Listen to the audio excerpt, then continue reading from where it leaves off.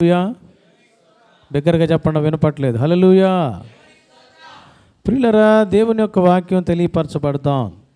యేసు ప్రభువారు మనుష్యులమైన మనందరినీ రక్షించే నిమిత్తమై 2000 సంవత్సరాల క్రితం ఈ లోకానికి వచ్చి చనిపోయి ఎన్నో దినాలు లేచాడమ్మా? 3వ దినాన్ని తిరిగి లేచి ఈ భూమి మీద ఎన్ని రోజులు ఉన్నాడు? ఎన్ని రోజులు పెద్ద చెప్పండి.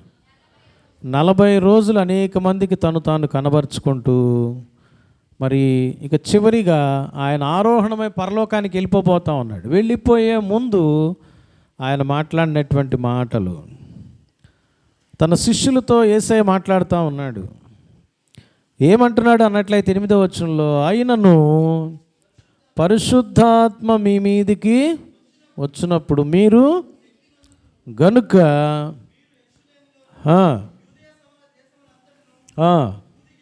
భూదిగంతముల వరకును నాకు సాక్షులై ఉందురని వారితో.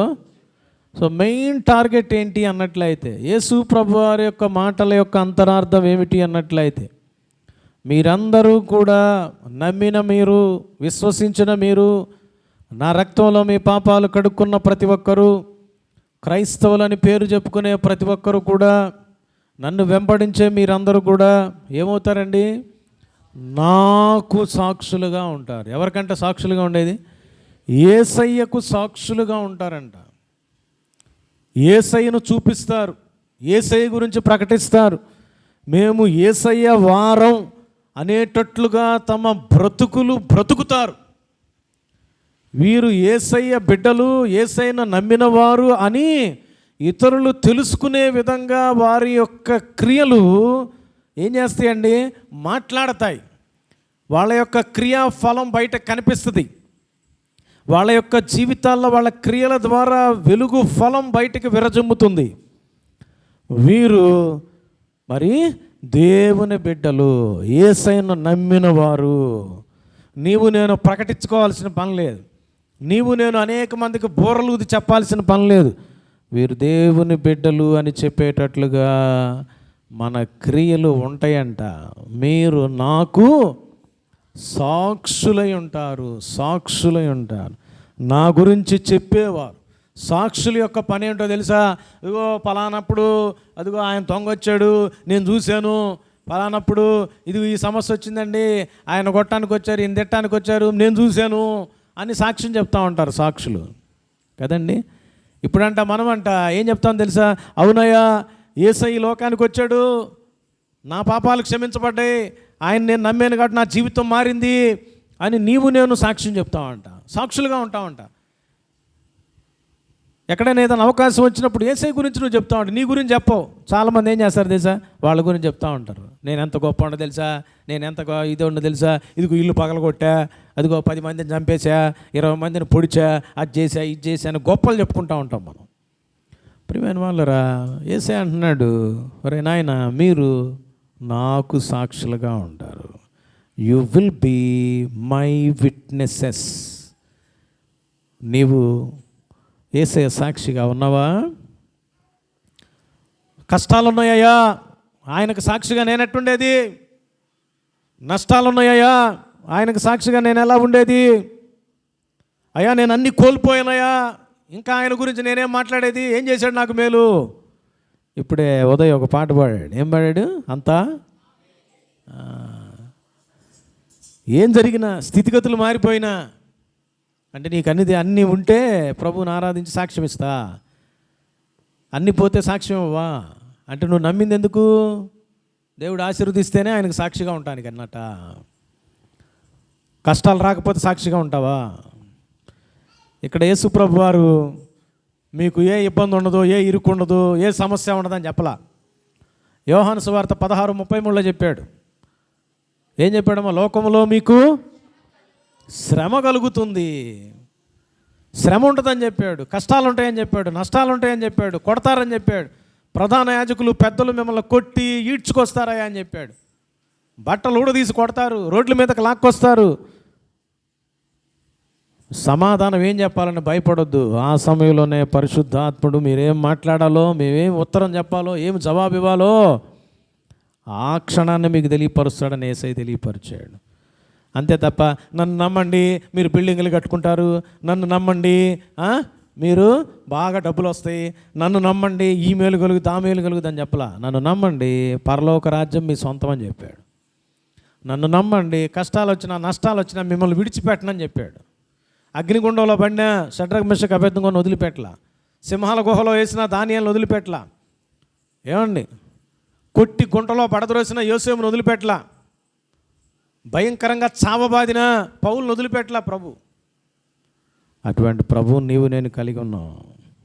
యు విల్ బి బాబు ఇటు you will be my witnesses. చదువుకుంటున్న వాళ్ళు అది 1వ క్లాస్ అయినా 5వ క్లాస్ అయినా 10వ క్లాస్ అయినా ఇంటర్ అయినా డిగ్రీ అయినా ఇంట్లో ఉండేటువంటి స్త్రీలైనా పురుషులైనా ఉద్యోగాలు చేసేవాళ్ళైనా ఎవరైనప్పటికీ కూడా you must be a witness to Jesus Christ. యేసుక్రీస్తు ప్రభు వారికి నువ్వు ఎలా ఉండాలో తెలుసా? సాక్షిగా ఉండాలి, ఆయన గురించి చెప్పే వ్యక్తివిగా ఉండాలి. అయ్యో నేను ఎలా సాక్షిగా ఉంటానండి, నాకు కష్టం కదా, నాకేం తెలియదు కదా అని నీవు నేను అనొచ్చు. అందుకే ఈ రోజున ప్రభు ఈ మాటలు ఇస్తున్నాడు ప్రియులారా. చూడండి 8వ వచనం జాగ్రత్తగా చదువుదాం. అయినను పరిశుద్ధాత్మ మీ మీదకి వచ్చినప్పుడు మీరు మీ అంతటగా మీరుగా నాకు సాక్షులుగా ఉండలేరు. It is impossible to be a witness to Jesus. But అయితే ఏంటండి, మీరు నాకు సాక్షులై ఉండాలి అన్నట్లయితే పరిశుద్ధాత్మ కార్యం జరగాలి. పరిశుద్ధాత్మ కార్యాన్ని బట్టి నీవు నేను శక్తి పొందుకోవాలి.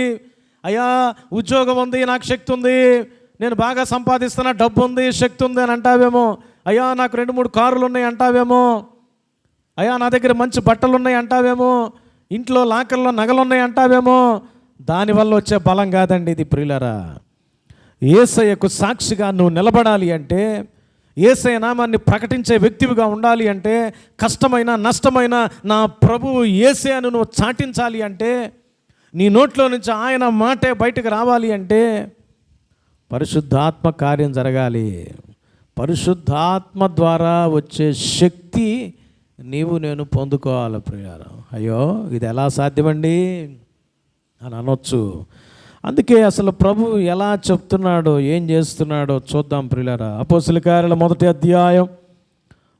అధ్యాయం ప్రియులారా 4వ వచనాన్ని గమనిస్తాం. ఆయన వారిని కలుసుకొని మీరు ఏం చేయాలంట? యేసు ప్రభువుని నమ్మిన ఆయన వెంబడిస్తున్నటువంటి శిష్యుల విషయమై ఈ రోజున సంఘంగా కూడి ఇమ్మానుయేలు ప్రార్థనా మందిరంలో ఆరాధన చేస్తున్న నీతో నాతో మనందరితో ప్రభు పలుకుతున్నటువంటి మాట ఏంటో తెలుసండి. ప్రభు ఆజ్ఞాపిస్తున్నటువంటి మాట ఏంటో తెలుసా? నువ్వు వేరే విషయాలు ఆలోచించబాకు, దేవుని మందిరంలో దేవుడు చెప్పే మాటను ఆలకించు. ఆయన ఆజ్ఞాపిస్తున్నాడంట. ఏమని ఆజ్ఞాపించాడు ఆ రోజున శిష్యులకు? చూడండి, మీరు యెరూషలేమును వదిలిపెట్టొద్దు. You should not leave your church, you should not leave your fellowship, you should not leave your God, you should not leave the word of God. కష్టాలు రావచ్చు, నష్టాలు రావచ్చు, బాధలు రావచ్చు, ఇబ్బందులు రావచ్చు, నీవు నాకు సాక్షిగా ఉండాలి అంటే వాక్యాన్ని విడిచిపెట్టకూడదు, సహవాసాన్ని విడిచిపెట్టకూడదు, మందిరాన్ని విడిచిపెట్టకూడదు, దేవుని బిడ్డలను విడిచిపెట్టకూడదు, దేవుణ్ణి విడిచిపెట్టకూడదు. యెరూషలేమును విడిచిపెట్టొద్దు అంటున్నాడంటే అర్థం ఏంటో తెలుసండి? విడిచిపెట్టే పరిస్థితులు వస్తాయా, నెట్టివేసే పరిస్థితులు వస్తాయి, కొట్టివేసే పరిస్థితులు వస్తాయి, చర్మాన్ని లాగివేసే పరిస్థితులు వస్తాయి, వాతలు పెట్టే పరిస్థితులు వస్తాయి, నష్టపోయే పరిస్థితులు వస్తాయి. అయినా నీవు నా కోసం సాక్షిగా నిలబడేటువంటి దమ్ము ధైర్యం ఉందా నీకు? ఆశ ఉందా నీకు? నీకు ఆశ ఉంటే ఆశ గల ప్రాణాన్ని తృప్తిపరిచే దేవుణ్ణి నేను అంటున్నాడు యేసు ప్రభువారు. కాబట్టి ప్రియమైనటువంటి వాళ్ళరా, మొట్టమొదట ప్రభు మనల్ని చెప్పేటువంటి విషయం ఏంటో తెలుసా? యెరూషలేమును విడిచిపెట్టొద్దు, దేవుని మందిరాన్ని విడిచిపెట్టొద్దు, దేవుణ్ణి విడిచిపెట్టొద్దు, వాక్యాన్ని విడిచిపెట్టొద్దు. ఒక చిన్న సమస్య మనకు వచ్చిందనుకోండి, బైబిల్ చదవటం మానేస్తాం. ఒక చిన్న సమస్య మనకు వచ్చిందనుకోండి, ఆదివారం ఆరాధన ఆపేస్తాం. ఒక చిన్న సమస్య వచ్చిందనుకోండి, దేవుని బిడ్డలతో కనీసం ఫోన్లు సంప్రదింపులు కూడా ఉండవు. బాగా ఒక పక్కకి వెళ్ళిపోతూ ఉంటాం. గమనించండి, ఎవరైనా కానీ, నీవైనా నేనైనా, మనందరం మనుషులు. మెయిన్ టార్గెట్ ఏంటో తెలుసా? సాతానుడిది నిన్ను నన్ను దేవుడి నుంచి దూరం చేయాలా. అయితే ప్రభు అంటున్నాడు, నీవు నాకు సాక్షిగా ఉండాలని నేను కోరుకుంటుంటే నువ్వు సాతానుడికి సాక్షిగా ఉంటావా? నువ్వు నాకు సాక్షిగా ఉండాలి. అందుకని నువ్వు నాకు సాక్షిగా ఉండాలంటే ఏం చేయాలంట? యెరూషలేము దేవుని మందిరానికి సాదృశ్యం. యెరూషలేములో దేవుడు ఉంటాడు. యెరూషలేములో దేవుని వాక్యం ఉంటుంది. యెరూషలేములోనే మీరు ఆదరింపబడతారు అన్నాడు దేవుడు. అందుకే నేను అంటున్నాను ప్రియులారా, ఇందాక కూడా అనౌన్స్ చేశా, మందిరంలో వచ్చి ప్రార్థన చేయండి అని. మందిరం ఎంత ఇంపార్టెంటో తెలుసా? చాలా ఇంపార్టెంట్, చాలా ఇంపార్టెంట్. అది పూరి గుడిసె, ఒక చిన్న మిద్దె అనవసరం. ఒక గుంపుగా కూడి మనం ప్రభువుని ప్రార్థన చేయాలి, ఆరాధన చేయాలి. యెరూషలేముని విడిచిపెట్టొద్దు. నువ్వు ఆయన్ని విడిచిపెట్టకుండా ఒక నిర్ణయం తీసుకుంటే ప్రభు అన్నాడు, నేను నిన్ను ఎన్నడును విడువను ఎడబాయని అంటున్నాడు ప్రభు. ఇంకా ఆయన, మనం ఒక నిర్ణయం తీసుకొని ఆయన దగ్గరే ఉండాలని ఆశపడినప్పుడు మన ఆశను తీర్చి ఆయన మనల్ని విడిచిపెట్టకుండా ఉంటాడు. ఆయన మనల్ని ఎప్పుడైతే విడిచిపెట్టకుండా ఉంటాడో మనం ఆయన కోసం సాక్షిగా బ్రతకగలం. నమ్మిన వాళ్ళందరూ హల్లెలూయా చెప్దాం. హల్లెలూయా. ప్రియమైనటువంటి వాళ్ళరా, యెరూషలేమును విడిచిపెట్టొద్దంట. మొట్టమొదటి రహస్యం ఇదండి. యేసయ్యకు నువ్వు సాక్షిగా ఇంతకాలం లేకపోయావు. కారణం ఏంటో తెలుసా? దేవుని మందిరాన్ని అలక్ష్యం చేశావు, దేవుని వాక్యాన్ని అలక్ష్యం చేశావు. రోజు 3 పూట్ల తిన్నావు, అవసరమైతే 5 పూట్ల తిన్నావు. వాక్యాన్ని చదువుతున్నావా? ప్రార్థన చేస్తున్నావా? దేవుని సహవాసాన్ని, దేవుని మందిరాన్ని తృణప్రాయంగా విడిచిపెట్టేస్తా ఉన్నావు. ఏమీ పని లేదు, సమయం లేదు, లేటుగా వచ్చాను, ఇంట్లో కూర్చొని నిద్రపోయావు. అరగంట లేట్ అయింది, రా దేవుని సన్నిధికి. 10 నిమిషాలు లేట్ అయింది, రా.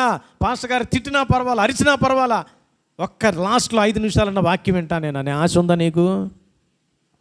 ఆశ ఉందా నీకు? ఎంత లేట్ అయినా ఇంటికి పోతావుగా, మీ ఇల్లే గది. లేట్ అయిపోయింది లేని రోడ్డు మీద పండుకుంటావా చాపేసుకొని? ఇంటికి పోట్లా? దేవుని మందిరానికి ఎందుకు రావు? అలక్ష్యం చేసావేమో ఎక్కడైనా. అందుకే నువ్వు సాక్షిగా బ్రతకలేకపోయావు. ఇంకా నువ్వు సాక్షిగా ఉంటావు. నువ్వు దేవునికి సాక్షిగా ఉండాలంటే ఏం చేయాలి బాబు? దేవుని మందిరాన్ని, దేవుని సన్నిధిని విడిచిపెట్టకూడదు. పుస్తకాలు ఇద్దరు బాగా చదివారు, అన్నదమ్ముళ్ళు ఇద్దరికి మంచి మార్కులు వచ్చినాయి. బైబిల్ ఎగ్జామ్ పెడదాం, 0 వస్తాయేమో. బైబిల్ చదవాలి, అప్పుడు వాక్యం చదవాలా. మీకు జ్ఞానం ఇచ్చింది దేవుడే. అటు దేవుని యొక్క వాక్య జ్ఞానం, దేవుని జ్ఞానం కావాలి అంటే, దేవుని సన్నిధి కావాలంటే, ఆయన కోసం నువ్వు సాక్షిగా నిలబడాలి అంటే ఆయన వాక్యాన్ని చదవాలి, ప్రార్థన చేయాలి, ఆయన మందిరానికి రావాలి. ప్రియులారా, ఏమైపోయినప్పటికీ కూడా. అందుకని భక్తుడు అంటున్నాడు 84వ కీర్తన ఏమంటాడు తెలుసండి? చూడాల్సిన పని లేదు. భక్తిహీన గుడారములో నివసించుట కంటే నీ మందిర ఆవరణంలో ఒక మూల ఉండటం నాకు ఎంత గొప్ప విషయం అండి. ప్రియులారా, యెరూషలేముని ఏం చేయమంటున్నాడు దేవుడు? విడిచిపెట్టొద్దు. నేను చెప్పినప్పుడు విడిచిపెట్టాను, తర్వాత సంగతి అది. తర్వాత దేవుడే పంపిస్తాడు ఆయా చోట్ల కాదు. దేవుని మందిరాన్ని విడిచిపెట్టదు. ఎన్ని పనులున్నా, ఏమండి, పెళ్ళి ఉన్నా పర్వాలా. ఏమ్మా, కొంతమంది అన్యులు ఆదివారాలు పెళ్ళిళ్ళు పెట్టుకుంటారు, పెట్టుకొని వాళ్ళు. మనం తప్పట్టద్దు. నువ్వెందుకు వెళ్తావు? నీకు బుద్ధి జ్ఞానం ఉంటే నువ్వేం చేస్తావు? దేవుని మందిరాన్ని విడిచిపెట్టి పెళ్ళికి పోయేదా భోజనానికి? ఎందుకు పోతావు? నీ తప్పేగా. ఒకవేళ నువ్వు వేరే ఊరిలో ఉన్నావు, అక్కడున్న మందిరానికన్నా నువ్వు వెళ్ళాల్సిందే. మన మందిరంలో ఇక్కడ లేవు కదా, బయట వేరే ఊరిలో ఉంటే ఎక్కడైనా తిరగవచ్చు నేను అనుకుంటున్నావా? లెక్కడిగేది పాస్టర్ గారు కాదు, మనుషులు కాదు, లెక్కడిగేది దేవుడు అండి. నువ్వు లెక్కప్ప చెప్పుకోవాలి తర్వాత దేవుడికి. యెరూషలేమును విడిచిపెట్టొద్దు. విడిచిపెట్టకుండా నువ్వు మందిరాన్ని అంటి పెట్టుకొని ఉంటే దేవునికి సాక్షిగా ఉంటావు. నిద్రపోయేవాళ్ళు హల్లెలూయా చెప్తాం. హల్లెలూయా. నిద్రపోబాకండి అమ్మా, నిద్రపోబాకండి. మరి గారు అలసిపోయి నిద్రపోతున్నారు. రెండో విషయం ప్రియులరా, గమనించినట్లయితే చూడండి ఏముందో. 4వ వచనం, అపోస్తల కార్యాలు 1:4.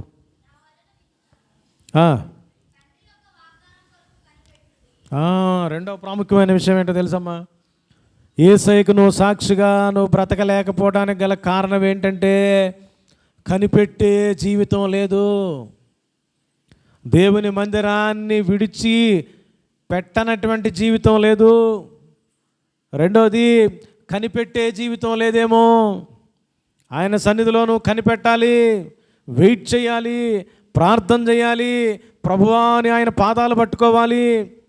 భయంకరమైనటువంటి పాప వ్యాధి కలిగినటువంటి పాపాత్మురాలు అని బైబిల్లోనే టైటిల్ ఇవ్వబడినటువంటి ఒక స్త్రీ యేసయ్య దగ్గర ఒక ధైర్యంగా వచ్చి యేసయ్య పాదాలను తన కన్నీళ్లతో కడిగి, లూకాసు వార్త 7వ అధ్యాయంలో తన తల వెంట్రుకలతో ఆయన పాదాలను తుడిచింది. విలువైన అత్తరును పోసి ఆయన పాదాలు ముద్దు పెట్టుకుంది. ప్రియులారా, ఎంతగా దేవుణ్ణి ప్రేమించింది, ఎంతగా ఆమె కన్నీటితో ఆయన పాదాలు కడిగినటువంటి ప్రార్థనా జీవితాన్ని కలిగి ఉంది ఆమె. ప్రియులారా, కనిపెట్టే జీవితం కావాలి. పొట్టి జక్కయ్య యేసయ్య ఆ మార్గం గుండా వెళుతున్నాడని తెలుసుకొని ఏం చేశాడమ్మా? ఏం చేశాడు? తన యొక్క పొట్టితనాన్ని బట్టి ఆగిపోలా, ఏం వెళ్తాంలే అని అనుకోలా కదా. క్రికెట్ మ్యాచ్ ఉంది, ఏం చేయాలా? మందిరం ఎందుకు మనకి? రోడ్లు ఎప్పుడు తిరుగుతాం? ఎగ్జామ్ ఉంది వాళ్ళ, ఎందుకు? ఏమండి, ఎగ్జామ్ ఎప్పుడో వారం ఉంటుంది, ఇప్పటి నుంచే మానేస్తాం మందిరం. ఏమండి, ఇంట్లో ఏ పని ఉండదు, ఎవరో అమ్మమ్మ తాతయ్య ఎవరో వచ్చారు, వాళ్ళకన్నీ అరేంజ్ చేసేసి ఏం చేయాలమ్మా? రావద్దా? అవసరమైతే వాళ్ళ కాళ్ళు చేతులు మూట కట్టుకొని తీసుకొచ్చాడు పడేయాలా? ఆ కమిట్మెంట్ మనకు కావాలా? ప్రియులారా. సాకు దొరికింది కదా అని ఆగిపోయేటువంటి జీవితం ఉందేమో. కనిపెట్టే జీవితం లేదు నీకు. అయ్యో, దేవుని మందిరంలో కనిపెట్టాలి, దేవుని సన్నిధిలో కనిపెట్టాలి, ప్రార్థన ఆపకూడదు, కనిపెట్టాలి. పొట్టి జక్కయ్య ఏం చేశాడు తెలుసా? తనెంతో విలువైన ఉద్యోగం చేస్తున్నాడు, ఉన్నతమైన స్థానంలో ఉన్నాడు.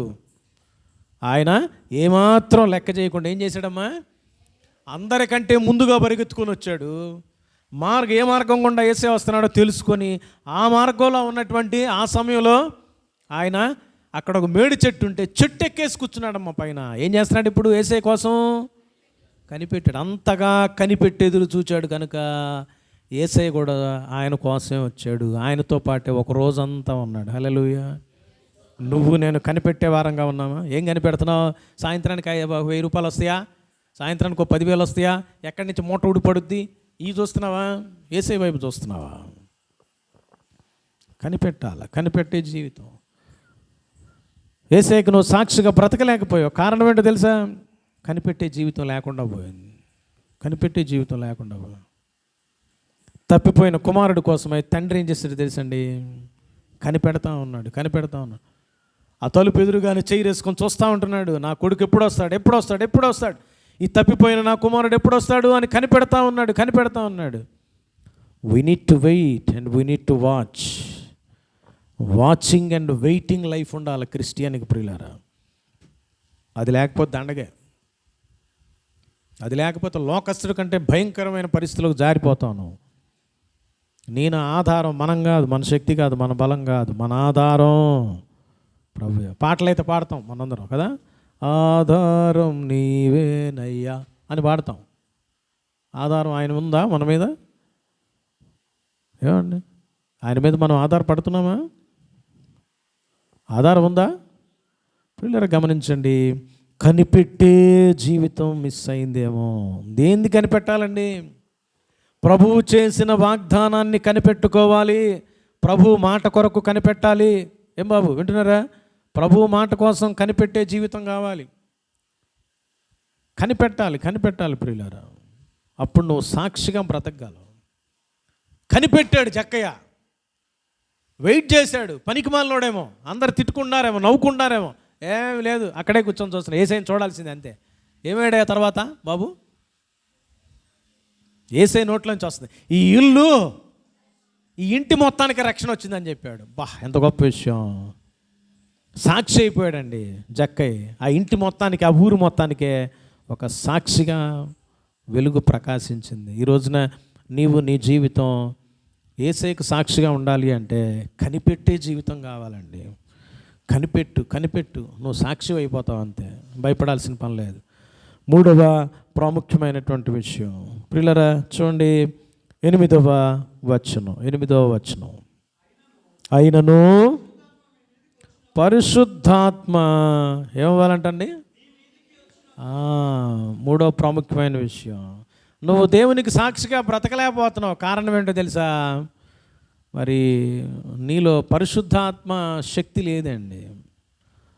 పరిశుద్ధాత్ముడే లేడేమో చూడు, గమనించు. నువ్వు ప్రభువుని నమ్మాను అంటున్నావు, బాగానే ఉంది. పరిశుద్ధాత్మ పవర్ ఏదండి? నీ సొంత శక్తి బలాన్ని బట్టి కాదు. పేతురు గారు ఏమన్నాడండి? వెండి బంగారం నా దగ్గర లేవు, నా దగ్గర ఉన్నది ఏది ఇచ్చినా ఉపయోగం లేదేమో, నాకు కలిగిన యేసయ్యనే నీకు ఇస్తున్నానని చెప్పాడు. అర్థమైందండి? పరిశుద్ధాత్మ దేవుడు నీలో నాలో ఉన్నాడా? యేసు ప్రభు నిజంగా నమ్మి బాప్తీసు అనుభవం గుండా వెళ్ళినప్పుడు ఏమవుద్దండి? పరిశుద్ధాత్ముడు మనలో ప్రవేశిస్తాడు. The holy spirit God will come. పరిశుద్ధాత్ముడు మనలోనికి ఇటు చూడండి ఆయన పరిశుద్ధాత్ముడు మనలోకి వస్తే, మీ మీదకి వచ్చినప్పుడు ఏమవుతారంట? మీరు అయ్యా మటన్ బిర్యానీ మీ మీదకి వచ్చినప్పుడు మీరు శక్తి పొందుకుంటారు అల్లా. అయ్యా అర్థమైందండి? పలానా డబ్బులు మూట మీ ఇంటి మీదకి వచ్చినప్పుడు మీరు శక్తివంతులైపోతారు సమాజంలో అని అల్లా. అర్థమైందమ్మా? ఏం కావాలంట? చాలామంది అంటారు, సార్ మేము చాలా బలహీనలు బండి, మందిర పని జరుగుతూ ఉంది, ఏం చేయగలం మేము అంటే ఏం ఆలోచన చేస్తున్నావు నువ్వు? లోక సంబంధంగా ఆలోచన చేస్తూ ఉన్నావు. ప్రభు కోసం నువ్వు సాక్షిగా ఉండాలి అంటే, నీ చేతులు బలపడాలి అంటే, నీవు పరిశుద్ధాత్మ పూర్ణురాలు అవ్వాలి. ప్రభు ఏమన్నాడంటే, ఇంకేదో మీ మీదకి వస్తే మీరు బలాన్ని పొందుకుంటారల్లా. పరిశుద్ధాత్ముడు మీ మీదకి రావాలి. పరిశుద్ధాత్ముడు వచ్చినప్పుడు ఆయన మరి ప్రియులరా, యోహాను సువార్త 16వ అధ్యాయంలో ఉంటుంది. ఏముంటుందమ్మా? మీరు ఏమవుతారంట? మీరు లోకాన్ని గూర్చి, నీతిని గూర్చి, తీర్పును గూర్చి మిమ్మల్ని ఒప్పింపజేస్తాడు ఆయన. సర్వసత్యంలోనికి నడిపిస్తాడు ఆయన. అంతేకాకుండా మీరు నాకు సాక్షులై ఉండేటట్లుగా నాలోని మాటలే మీకు తెలియపరుస్తాడు అంటున్నాడు. ప్రియ దేవుని బిడ్డలారా, ఉదయకాల సమయంలో గమనించండి. నీవు ప్రభువుకు సాక్షిగా బ్రతకలేకపోతున్నావా? ఎక్కడో లోపం ఉంది. నీలో పరిశుద్ధాత్ముడు ఉన్నాడా? అందుకనే బైబిల్ గ్రంథంలో చాలా చోట్ల కూడా నువ్వు ప్రభువుని నమ్మేవేమో, పరిశుద్ధాత్ముడు ఒకవేళ లోన ఉన్నాడేమో, ఆయన తొక్కి పట్టేసేసి నీ ఇష్టం వచ్చినట్టుగా నడుస్తున్నావేమో. పరిశుద్ధాత్ముడిని నువ్వేం చేయాలో తెలుసండి? ఎక్కువ అవకాశం ఇవ్వాలి. ప్రభువా నువ్వే పని చేయి నా జీవితంలో, నా సొంత ఇష్టాలు, నా ఆలోచనల్ని పక్కన పెట్టేస్తా, శరీర సంబంధమైన శరీర తత్వాన్ని నువ్వు తీసేసేయి, శరీర సంబంధమైన క్రియలనంట ఆత్మ చేత నువ్వు చంపితే నువ్వు అప్పుడు బ్రతుకుతావు, అప్పుడు నువ్వు ఆత్మీయంగా జీవిస్తావు. పరిశుద్ధాత్మతో నింపుకోండి అంటున్నాడు.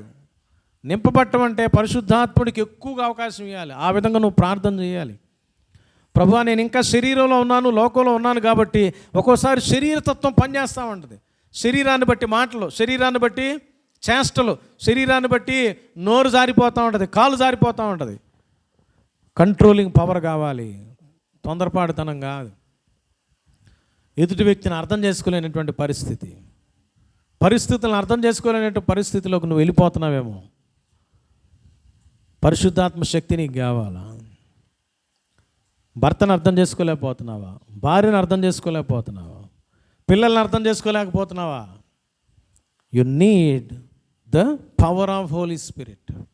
పరిశుద్ధాత్మ శక్తి కావాలి నీకు. అట్టి పరిశుద్ధాత్ముడు మన మీదకి, మనలోనికి రావాలి. అట్టి పరిశుద్ధాత్ముడికి అవకాశం ఇవ్వాలి. ఆ విధంగా నిన్ను నువ్వు మౌల్డ్ చేసుకోవాలి.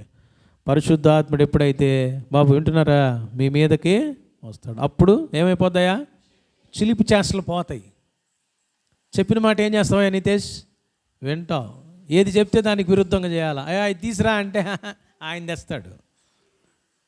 ఈ పోతాయి అన్నమాట. పరిశుద్ధ. అందుకనే నోరు జారదు, నోరు కంట్రోల్లో ఉంటుంది. ఎక్కడ చెడుందో అక్కడ ప్రభు మాట్లాడాడు తప్ప అనవసరంగా ఆయన ఎక్కడ కూడా మరి వ్యతిరేకంగా ప్రవర్తించాల ప్రభువారే మనకు బెస్ట్ ఎగ్జాంపుల్. యెరూషలేము మందిరంలో వారు పాపం చేస్తున్నప్పుడు కోపం వచ్చి మరి త్రాళ్లతో కొరడాన్ చేసి కొట్టి తరివేశాడు వాళ్ళందరినీ. యేసయ్యకి ఆయా సందర్భాల్లో మాత్రమే కోపం వచ్చింది. ఇక మనిషి అనేవాడికి, ఇక మనుషులం కాబట్టి కోపాలు వస్తాయి. ఆ కోపానికి ఒక అర్థం ఉండాలా. ఆ కోపం వెనక పాపం ఉండకూడదు ప్రియులారా, గుర్తుపెట్టుకోండి. నీ కోపం పాపానికి దారి తీస్తుందంటే ఓ స్త్రీ, ఓ పురుషుడా, ఓ పిల్లోడా, పెద్దోడా, వృద్ధులారా గమనించండి, అది దేవునికి వ్యతిరేకమైంది. కనుక మనందరికీ ఏం కావాలమ్మా? ఏం కావాలా? నేను చెప్పే మాటలు మీరు వినాలన్నా, మీరు చెప్పే మాటలు నేను వినాలన్నా, మనందరం కూడా దేవుని మాటలు వినాలన్నా, దేవుని క్రమంలో ఉండాలన్నా పరిశుద్ధాత్ముడు మనందరిలో పనిచేయాలి. ఏ ఒక్కరిలో పరిశుద్ధాత్ముని యొక్క కార్యం బలంగా లేకపోతే, బలహీనంగా ఉంటే బలహీనమైన పనులు జరిగేటువంటి అవకాశం, ప్రమాదం ఉంది ప్రియులారా. ఒక ఆకాను వల్ల అంతా డిస్టర్బ్ అయింది. ఒక సౌలు రాజు వల్ల అనేక డిస్టర్బెన్సెస్ వచ్చినాయి కదండి. మన బలహీనతలు టోటల్ సమాజాన్ని, సంఘాన్ని కుదిపివేయకూడదు ప్రియులారా. నీ బలహీనత నీ కుటుంబాన్ని కుదిపేస్తుందేమో. చుట్టుప్రక్కల ఉన్నటువంటి వాళ్ళందరికీ నీతి మాటలు చెప్తున్నావు నీవు, నీ కుటుంబం పరిస్థితి ఏంది? సహకరించే భార్యగా ఉన్నావా? సహకరించే భర్తగా ఉన్నావా? ప్రియులారా గమనించండి. పరిశుద్ధమైన బలలో చెయ్యి వేయక మునుపు, ప్రభువా నేను నీకు సాక్షిగా ఉండాలని నువ్వు నన్ను, నీ యొక్క విలువైన రక్తాన్ని పణంగా పెట్టి నీ ప్రాణాన్ని వెచ్చించి నన్ను కొన్నావు, బట్ నేను నీకు సాక్షిగా లేనయ్యా. కారణం ఏంటంటే నీ మందిరాన్ని అలక్ష్యం చేశా, కనిపెట్టే జీవితం లేదు, పోయింది. యేసయ్యా నీ వాగ్దానాలు, నీ వాక్యాన్ని, నీ సన్నిధిని కనిపెట్టలేకపోతున్నా. మూడవదిగా పరిశుద్ధాత్మను నేను మరి పొందుకొని, పరిశుద్ధాత్మలో బలాన్ని పొందుకునేటువంటి అనుభవం మిస్ అయిపోతా ఉంది. నేనే కాడికి శరీర సంబంధమైన తిండి తింటే చాలే అని అనుకునే స్థితిలోకి వచ్చేసా. ఏమండి, ఒకరోజు అన్నం లేకపోయినా పర్వాలేదు, ఒకరోజంతా దేవుని సన్నిధిలో కూర్చొని ప్రార్థన చేయాలి అనేటువంటి కమిట్మెంట్ మనకుందా? అయ్యో పిల్లల పరీక్షలు, పిల్లల అనారోగ్యాలు, ఆర్థికపరమైన సమస్యలు, ఇదిగో ఒకరోజంతా ప్రభువా నేను ఉపవాసంతో నీ సన్నిధిలో కన్నీరు కార్చి ప్రార్థన చేస్తా.